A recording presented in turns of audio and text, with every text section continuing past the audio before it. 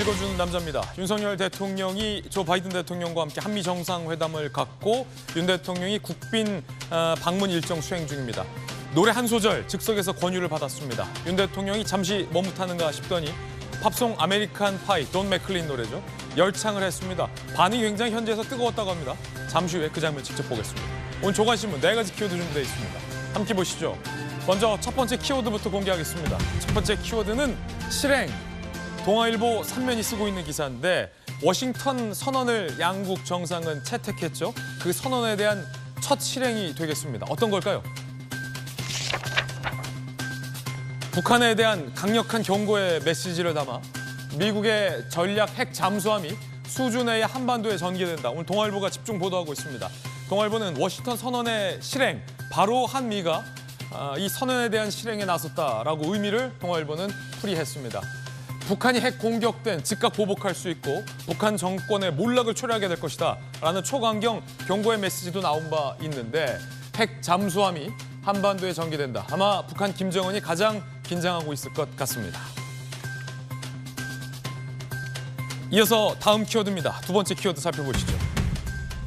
신냉전. 한겨레 신문은 오늘 일면에 신냉전과 관련된 기사를 쓰고 있습니다. 함께 보시죠.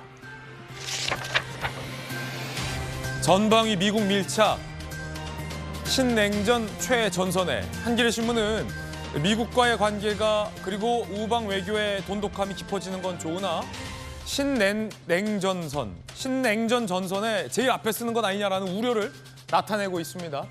인도태평양 전략, 대만 문제, 미국의 입장에 우리나라가 휩쓸려가는 것 아니냐라는 우려입니다. 강대강 대북 정책에는 미국이 발맞춰 줬지만 대신 우크라이나 무기 지원의 가능성을 우리는 열어놔야 했다라는 걸 비판적으로 쓰고 있습니다. 이어서 다음 키워드입니다. 세 번째 키워드는 뭘까요? 대치. 경향신문이 오늘 오면을 쓰고 있습니다. 총선 100일 전 표결, 여야 쌍특검 대치 전국 속으로. 민주당이 정의당과 함께 패스트트랙을 태웠죠. 55 클럽과 김건희 특검, 쌍특검을 패스트트랙으로 태웠습니다. 여당은 강력 반발하고 있습니다. 국민의힘 입장은 이번 국회 회기 내내 다수당의 의석을 앞세워서 입법 폭주를 하더니 끝까지 그런다라는 비판적인 입장을 내세우고 있고, 민주당에선 50억 클럽과 김건희 특검을 국민의힘이 거부할 명분이 없다라고 몰아세우고 있습니다. 여러분은 어떻게 생각하십니까?